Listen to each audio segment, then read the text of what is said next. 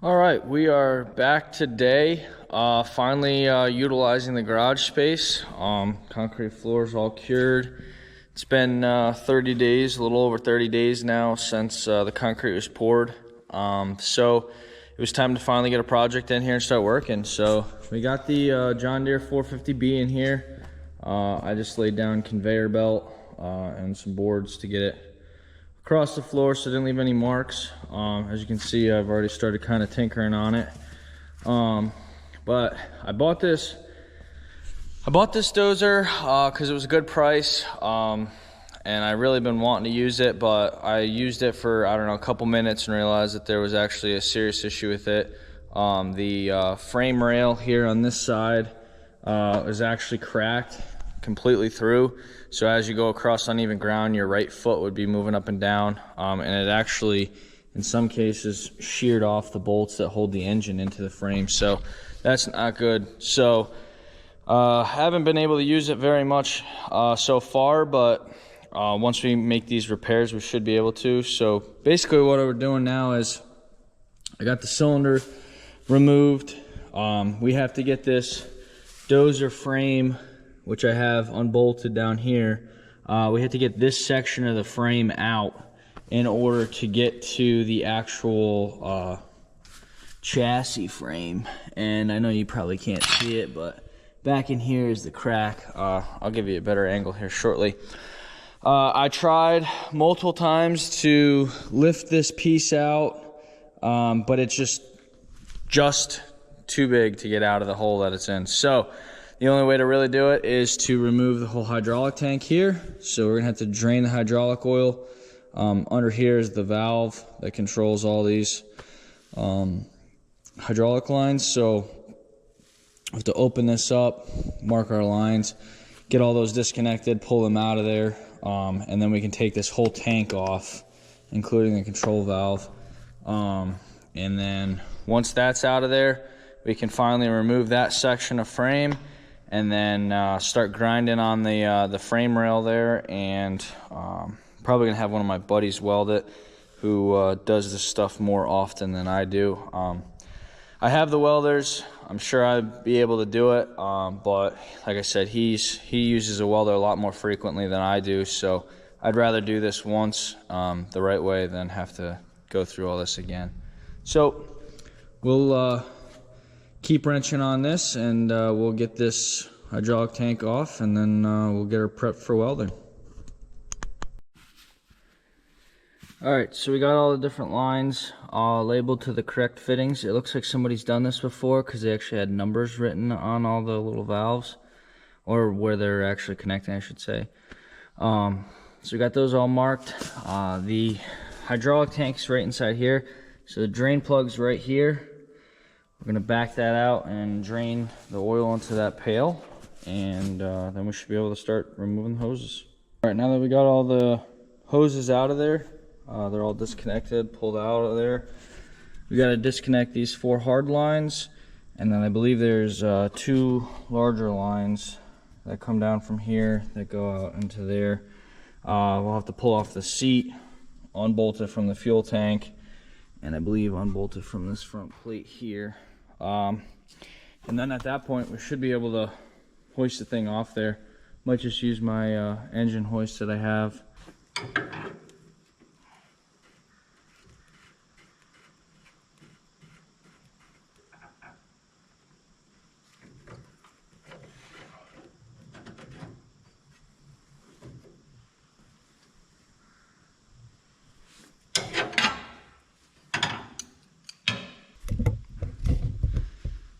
Alright, all 4 of those are disconnected. I'm gonna get the seat out of here now.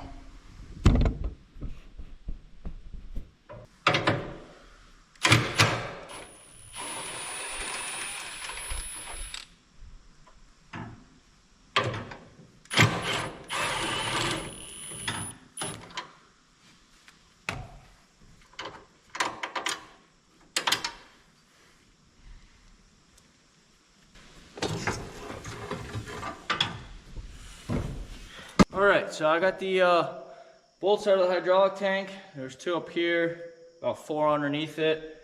Got these lines disconnected, got the main return line disconnected as well. Using the engine hoist to lift it up. Made pretty easy work of it. Now that we have this off of here, I can get to the actual frame piece that I need. I should be able to lift this straight up if I'm strong enough. If not, I'll have to take this off the engine hoist and use the engine hoist to get it out of here. So I'm hoping I don't have to do that.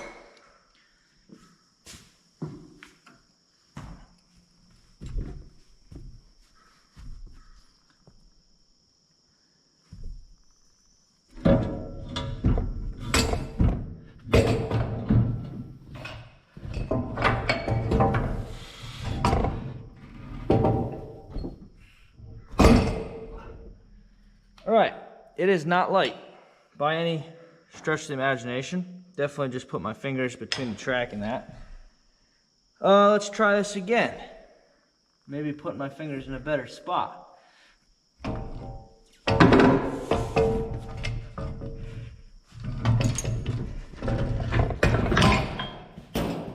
All right. Wow. It's like 1/2 inch plate steel. Some spots thicker. All welded together. And I don't go to the gym.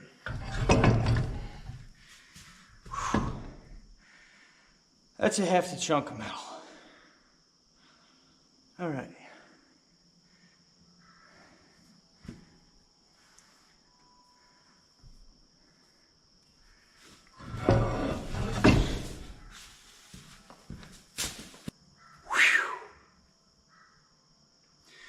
All right, now that we got that out of there, we can finally take a closer look at this crack.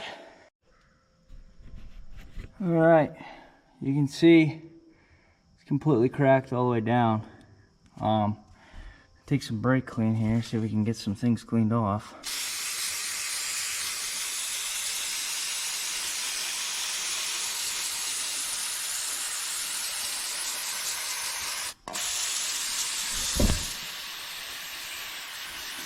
Obvious that somebody else had made this repair once before, and talking to some other people I know, they said that this is definitely a common issue on this model machine. To me, it looks like they didn't want to take all the stuff off that I just did, so they just welded as much as they could reach. They didn't finish welding it all the way through. And who knows how well they penetrated this here. The major problem with this cracking like that is these bolts here that hold the engine and transmission in actually snapped. And this one was backing out, so I don't know, that one might be snapped as well. This one actually broke off inside there, so that's not good. So I'm gonna get this cleaned up better so we can get another look at it, and then we'll kind of assess how we're gonna do this. All right, we are back today. Try to give you a little update on the John Deere 450B Dozer that I started tearing apart a while ago. We were using it and I could feel my right foot moving. Got off the machine, took a look at it, and the frame rail was cracked. So I had stripped it down, basically took off the Dozer frame, and I had a welder come look at it. Now, I have my own welders, I know how to weld, but I felt like something like this, where it's the structural frame of the machine, should be done by somebody that stick welds pretty much every day. So I kind of waited for him. He finally got around to coming here this past weekend and doing it. So I'll have you take a look. I just threw a little bit of paint on it just to kind of protect it. Now, some of you are probably curious as to why the passes are, you know, so many of them and so wide. He told me that as he was welding, it was really cutting in. He said that indicated that the material was pretty soft. So he ended up going, it's probably 3 inches wide there with all the stringers to get some more strength into it. He also, a couple of the obstacles that he had was I didn't feel like taking this track apart because the pins welded in and I knew that would just be another project taking that out. So he had to start his passes underneath the track, get up so far, and then basically start again on top of the track to get the rest of the way up. But he said he feels pretty confident with his welds and that everything's going to hold up. So now that that's on there, the next project that I tackled, which was just last night, didn't really film it, but this bolt here was broken off inside the actual, I guess you could say, bell housing of the engine going through the frame. And I think that's part of the reason why, well, it's a combination. Either this bolt broke first and then that crack propagated, or that crack happened and then this bolt ended up shearing off because of the frame flexing. So what I did was I got really lucky. I used left-handed drill bits, put a hole in there, and then I used an easy out, and it actually backed it right out with ease. As you can tell, these threads are actually really clean, so there wasn't much resistance getting it out. I went, got a brand new bolt, and then I actually had to make a new spacer to fit in between the frame and the bell housing, as the factory spacer there has left the picture from when this broke. So I got that in there, got a new grade 8 7/8 inch bolt in there, tightened those down, and the bolt right below it was actually loose too, so I tightened that up. So both of those are good to go now. Like I said, I quick threw some paint on there just to cover it up. It's not gonna win a beauty contest by any means, but at this point we're gonna throw the section of the Dozer frame back in there, because that was the hardest obstacle to get out. Get that in, get that bolted up, and then we can start reassembling the things around it. Maybe get this hydraulic tank back on and get some of these lines fitted back up into it. And then once we get the cylinder in here, we'll get all those lines over there routed. But I just wanted to give you a little update. I don't really know where I left off. So also the reason you probably see all these paint drips, I'm basically just digging through a well, you can see there, a bin that has a bunch of various different cans of paint and aerosols. And I'm sure they've frozen before, and they may have even been 10 years old. But the one can I started spraying kind of just exploded in my hand, so that's why it's kind of a mess there. So just using what I got around the shop here. All right, well, let's get this section of frame, which is really heavy, back over here, and hopefully not pinch my hands underneath it like I did when I was taking it out, and start reassembling.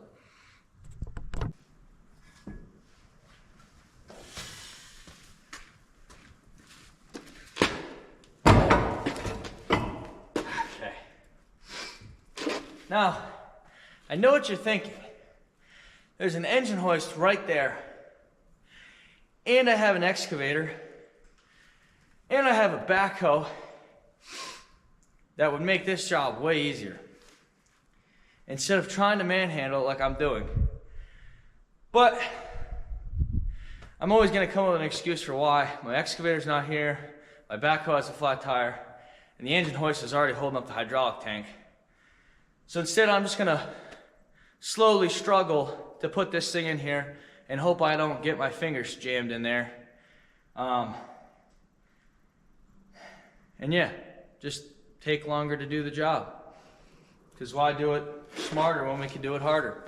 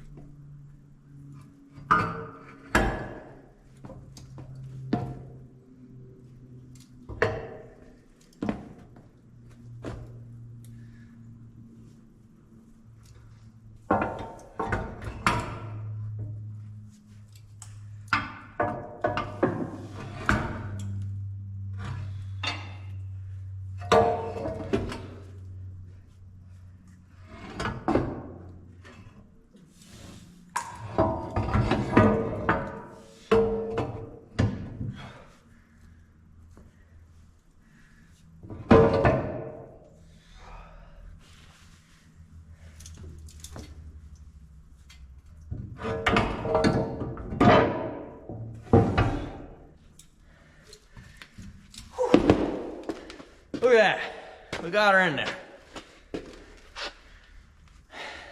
Just to give you guys a little idea, that section is part of the Dozer frame. So as you can imagine, it's gotta be pretty stout to hold up to the forces that this thing sees. And well, it's made out of, I don't even know, 3/4 inch, 1 inch plate, all welded together. Maybe down here it's only 1/2 inch, but still, that's a pretty heavy unit. So I'm sure my back is gonna feel that tomorrow, but at least it's in there. And now we can start bolting things back up. I really hope I remember how to put this thing back together. I may end up having to rewatch these videos of how I took it apart, but as long as there's no extra pieces left over, I guess we'll be fine. So let's find the parts we need and get this thing back together. All right, so we got the Dozer frame rail in place. It's pinned in back there, bolted down all up here. Had to crawl in and under that a couple times to get everything bolted up, but now we're ready to put the cylinder back in there. So let's grab that and hopefully place it in there.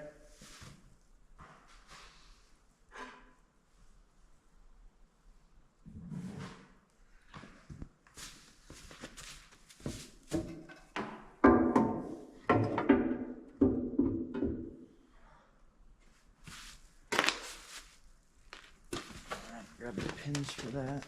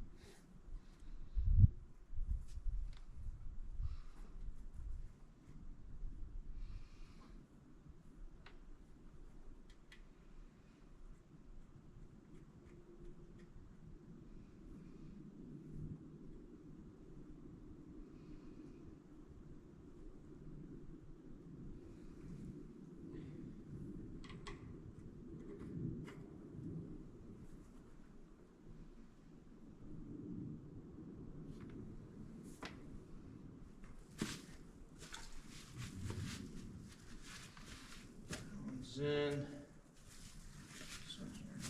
Off a little bit.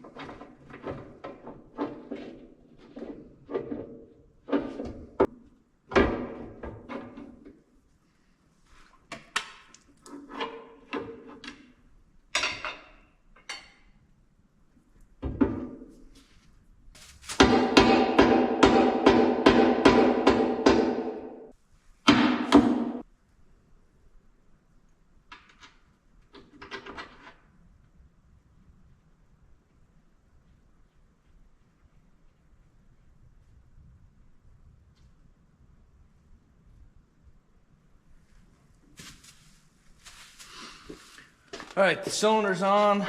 Lines are coming back to where they need to be. Next step would basically be to put the hydraulic tank on.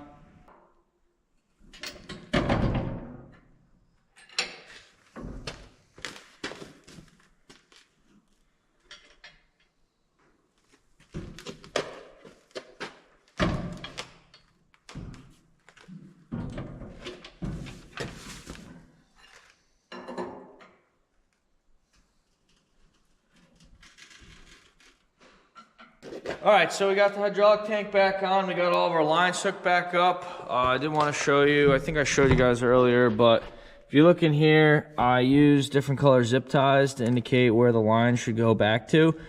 I'm not even gonna bother cutting these off because I'm sure in the future, I'm gonna have to replace a line and they'll already be color coordinated, so I'll know what goes where. But while I was this far in, I wanted to do a service on the machine, so I've already drained all the hydraulic oil. I figured I might as well change the filters. This particular machine, it's a 1974 John Deere 450B. It has a filter just inside the hydraulic tank. This one is the return line side, I believe. And then down inside the tank, I wanted to show you guys this.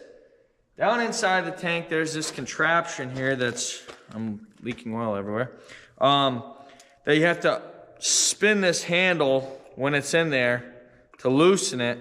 And then there's an actual suction filter or screen inside of this.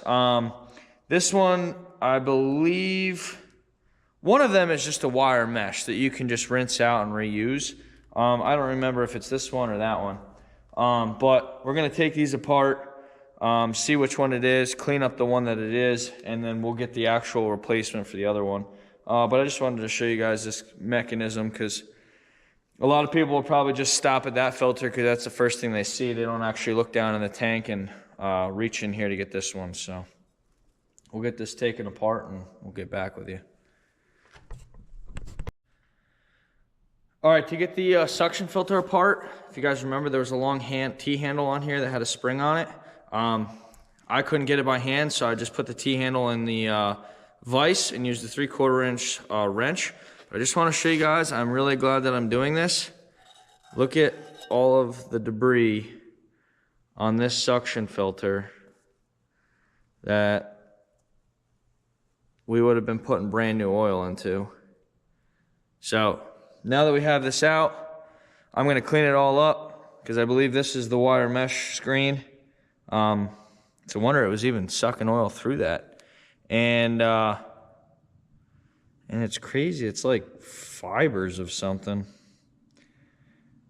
So I wonder if this is like bits and pieces of another filter in the system. I don't know. I have no idea. But we'll get this all cleaned up, get it all put back together, get it back in the tank before we put any brand new oil in. But yeah, just wanted to show you guys that.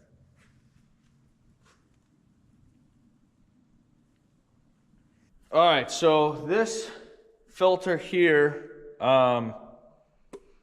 this one is, I believe, the return filter. The suction filter is the wire mesh. This filter here actually is filled, I don't know if you guys can see it, but it's filled with like that fibrous stuff that we were seeing in the other filter. I think this one's so old it's literally just falling apart in here.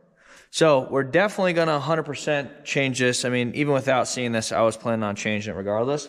But just to give you guys an idea, when you take off the cap, there'll be this long threaded rod that goes down through it with this large washer and beveled piece that holds it in place. So we'll clean up our mating surfaces once we get our new filter, and then we can get that all back and installed, and then we'll be able to put the brand new oil back. All right, just to give you a little update on this, I soaked the wire mesh screen in gasoline. Used that to get a lot of the debris off, and then I turned to a pick to get anything that was really stuck in there out. And lastly, I just took the air hose to it and blew it all out. as you can see, way cleaner than what it was. I might soak it one last time now that all the heavy particulates are off of it, just to get anything if it's stuck in the actual wire mesh. But way better than what it was. I'm really glad that I ended up taking it apart a little bit further just to get this out. So get this, maybe I'll soak it overnight, put it back together tomorrow. I get a new filter hopefully tomorrow for that, and yeah, pretty soon we'll have this machine back together. All right, so one of the big things that sucked when I first got this machine and I ran it for about like, I don't know, 30 minutes, it was missing the armrest, and it had the back cushion for the seat, but it was missing the actual seat cushion. So I got both armrests, the back and the seat. So we're gonna throw this on quick now. The worst part about not having these is the sharp edges of the metal that hit your elbows, especially when you're bouncing up and down on that machine, and it doesn't feel good. So gave me some of the hardware. I think some of the hardware is missing, but we'll make do with what we got, and we'll pick up some more if we need it.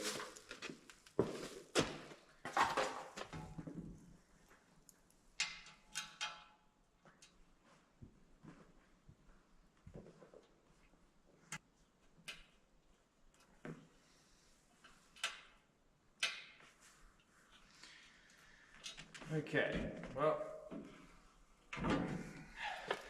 these screws are so short, they don't actually reach where they need to screw into because the edges of this leather or plastic are so thick. So I may have to get longer hardware before I can install these. But let me see what I can do. I did start to throw the seat on there. I started showing the armrest, and the hardware that they gave me is not going to work. So I'm going to have to get new hardware for the armrest. But the seat went together really nicely. That's going to be a really nice seat now compared to what was there. So I'm kind of excited about that. But this project's finally kind of wrapping up. We're still going to have some more stuff to service. I got fuel filters, engine oil filter, transmission filter, and so we're going to service all that stuff as well in the same video, so stay tuned. All right, so just wanted to touch base on a few things here quick with the machine. After seeing how much debris was in the filters for the hydraulic tank, I've decided to do a full service on this machine since it's already in here. I drained the transmission oil out of the bottom of the machine after removing the belly pan, and I only got about 4 gallons out. Now the machine's supposed to have roughly 8 gallons, so about half of what was supposed to be in there. The belly pan definitely had oil in it, so I need to check for leaks, see where I'm losing it at. Hopefully there's no cracks in anything or any of the casings. While I was in there, I decided to check the screen that's in the side of the tank. Not tank, but the side of the housing. And fortunately, the screen is pretty much clean. So don't have to worry about anything like that, any issues there. So at this point, I'm going to try to work on putting that screen back in there, get some oil in there, get some oil in the hydraulic tank. All right, so as I put this hydraulic system back together, there was metal lines that go from underneath the seat through the corner of the battery box and hook up to the hydraulic lines that run the cylinders on this left-hand side of the Dozer. Before I took this apart, I noticed that the track hose was wet in this area, and when I did take it apart, I noticed, which I don't know if you'll be able to see or not, but these metal lines are severely pitted, and in actually some cases they're bubbling under the pressure. And this is actually causing like little tiny pinholes, and the oil is like seeping out of it. So I was gonna get new metal lines made up, but they couldn't really do that locally, so I got new rubber lines made up. So I'm gonna install these new hoses and get that back together. Then we can finish putting the oil in the system. And then at that point, we've changed our hydraulic filter and oil. We've changed our transmission filter and oil. We've changed our engine filter and oil. And we will just have to change the diesel fuel filters and rig up some new headlights.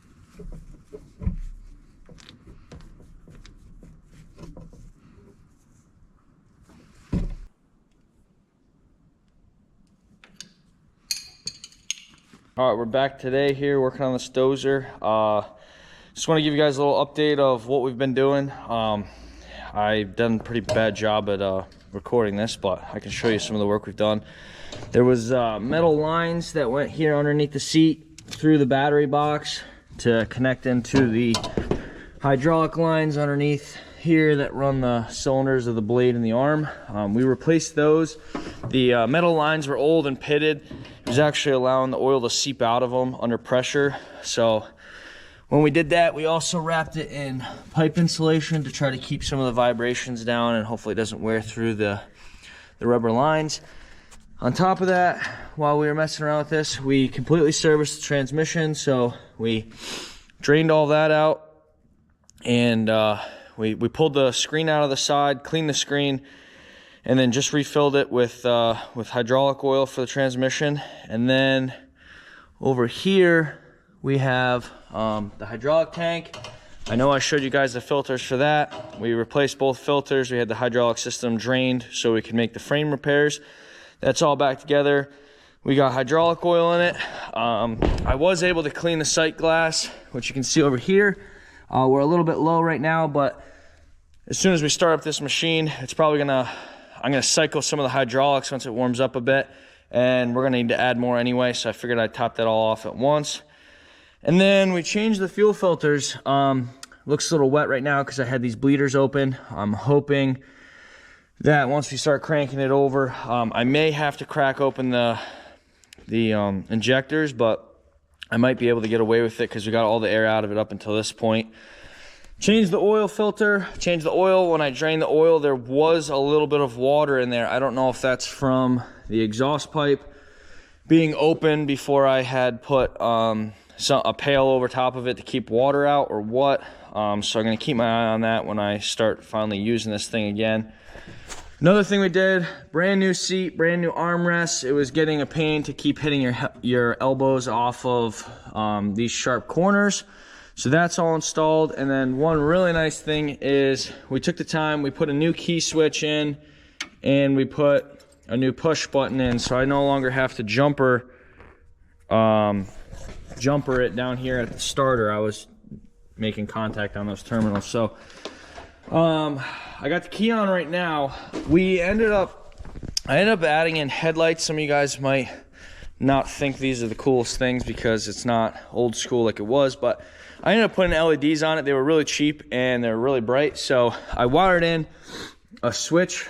So once you turn the key on, you can press this button here and you have headlights if the battery's hooked up. But I forgot that I disconnected the battery. So let me hook that back up here real quick. I disconnected it last night before we left. Oh, show you here. All right. So now we have headlights, which is pretty cool. This light on the switch was lit up. It's not lighting up at the moment.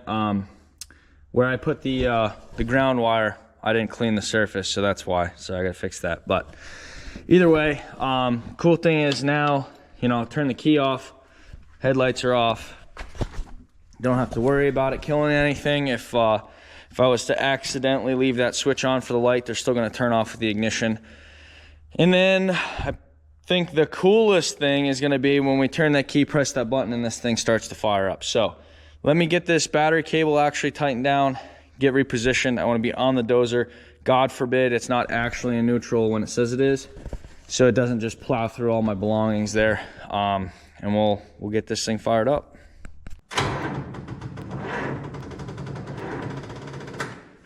All right, the battery's dead. All right, well, good thing we got our booster pack. right next to us. We'll get this thing hooked up and put it on jump start mode. Give that a couple seconds to do something and try again.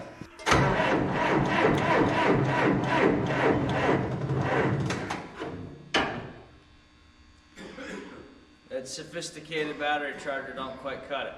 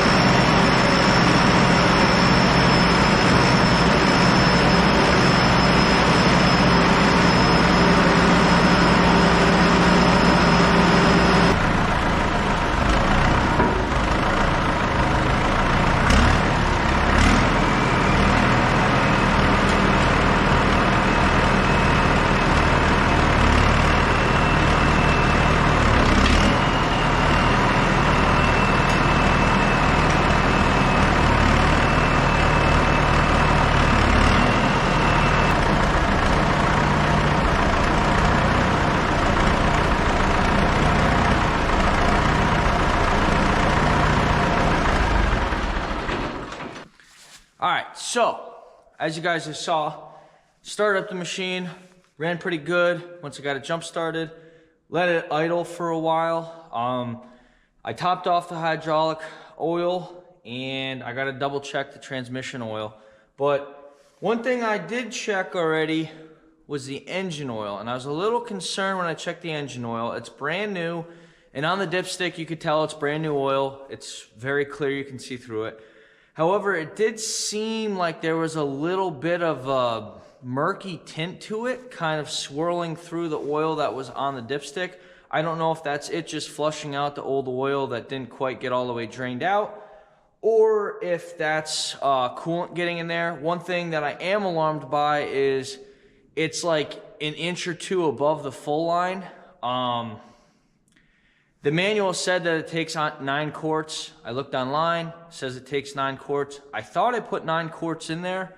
So I'm really hoping that I just accidentally put in a little too much oil and I can drain that out and I'm gonna be good to go. And if not, when I back off that drain plug, if I start seeing water come out of there, I guess we're gonna be in for a bigger project than we anticipated. At that point, that would indicate something's wrong with the engine and coolant's getting into the oil, and we really wouldn't be able to run the machine and do anything useful with it until that problem's addressed. So I'm gonna pull out the dipstick now and take a look at it. Yeah, it's just completely cloudy, murky, and it's way too full. So that's a terrible sign. Absolutely terrible sign. And it smells like coolant. So I'm gonna say somehow in the time that it sat here, something's gone bad with it. Just doesn't make any sense. When I drained the old engine oil, there was a very, very tiny bit of water at the bottom, but the oil wasn't really murky per se. The only time this thing's been started was when it was on camera with you guys. I mean, we started up, we let it run for like 30 minutes. We didn't abuse it in any way. We moved it forward, back and forward a couple inches just to get the oil flowing through the thing. So I don't know. I don't know if it's got a bad head gasket now, if it's the seals around the liners or so I don't know. But I guess I should start looking for parts for a rebuild. Now, reading online, they said that if you drain the oil and you leave the drain port out and you pour fluid down through the radiator, if it automatically starts leaking out of the engine, it could mean that there's bad O-rings in there.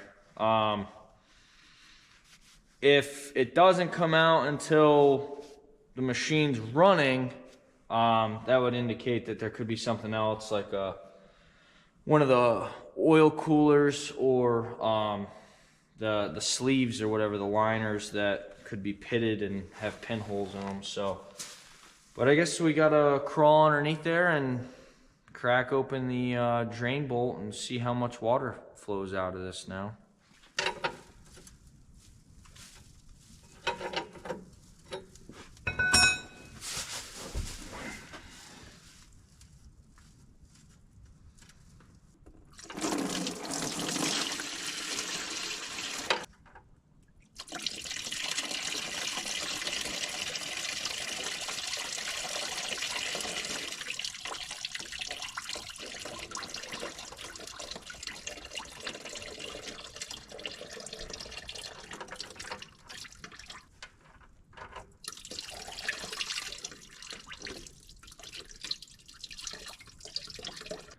All right, so yeah, not good. Not good. Lots of coolant there in the engine oil. I guess in some regard it's good that we caught it this early, and I double checked the oil before I actually took it out of the shop and tried to use it. Just a little discouraging. Ever since I got this machine, which was probably back in July, and now it's just about to be December, I've barely got to use this thing. And when I say barely, I basically took it for a test drive. Between having the cracked frame, waiting for the shop floor to get done to get the machine in here to get it torn down, then waiting on the welder to come here and fix it. Finally got him to fix it, rebuilt the machine, and decided to do a full service on all the fluids and basically upgrade some hydraulic lines, new seat cushion, new headlights, all that stuff. And now we run into this. So a little discouraging. I'll probably end this video now and have to do a separate video about rebuilding the engine, because I just truly don't know when I'm going to get to that now. I'm in the middle of working on my living space and juggling a lot of things going on in life. So it's just, I seriously, I don't really know when I'm going to get to it. So, all right. Well, as always, thanks for watching. If you like what you see, make sure you hit that subscribe button or like it. Leave a comment below.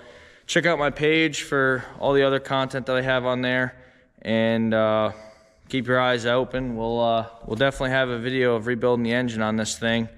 And who knows? Maybe it'll be easier than I think it is, but just crappy that we have to do it. So, all right, well, thanks again, and see you next time.